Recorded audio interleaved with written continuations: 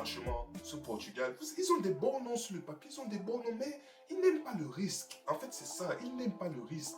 Ils veulent la certitude. Ils veulent que le chemin soit tracé à 100%. Ils ne sont pas capables de, ok, c'est bloqué, d'accord, je sors de mon rôle pour essayer d'amener quelque chose, pour essayer de créer cette surprise. Non, c'est ok, c'est bloqué, d'accord, on envoie un Cancelo, Cancelo qui renvoie à Vitinha, Vitinha qui envoie au défenseur central, le défenseur central qui envoie à Nuno Mendes. C'est trop scolaire.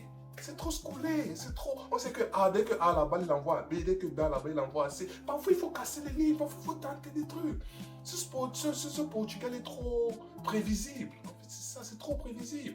Vous voyez, ils sortent d'un match aujourd'hui, c'est mi-figue, mi-raisin. On dit il y a qui derrière, il y a la Colombie et je sais pas qui est le Bénin, mais franchement, par contre, il y a un autre truc. Offensivement, hein, ok, ils ont la maîtrise, ils ont le contrôle de la balle, tout ce que vous voulez.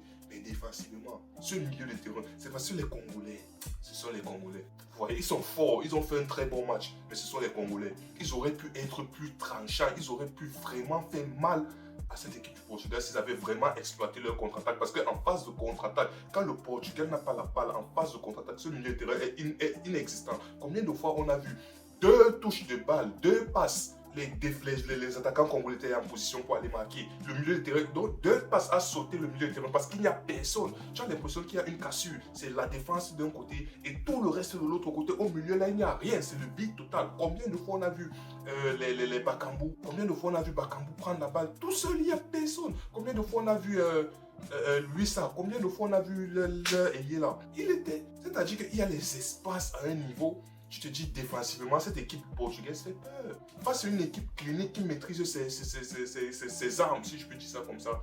Mais cette équipe du Portugal, ils vont se faire transpercer. En fait, c'est ça. Quand ils ont le ballon, c'est bien bon. Même comme ils n'amènent pas ce danger-là, ils sont scolaires. Mais ils ont cette maîtrise sans danger. Mais sans ballon, c'est la catastrophe. Dès qu'ils pètent la balle, il y a un vide au milieu du terrain.